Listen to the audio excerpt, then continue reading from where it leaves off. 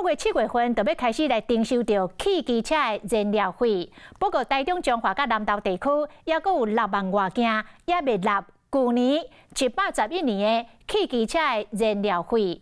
讲6月30是最后交纳的期限，若阁无纳，会妨强制来执行。骑车、赛车人要注意，经济统计，台中、彰化、南投各有6万件711年无纳汽车和机车燃料使用费。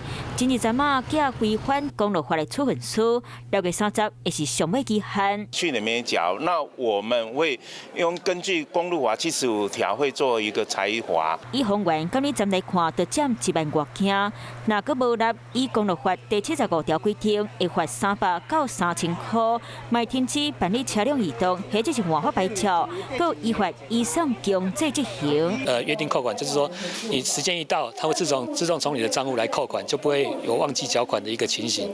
除了各区监理站、超商，民众卖当用行动支付平台来纳钱，管道是真多元。7月开始，会个进入今年度汽机车燃料费征收，所有民众拢要记注意。晚间9点，邀请您与世界同步，60分钟掌握全球脉动。World News 9，陈雅玲世界晚报给您崭新视野。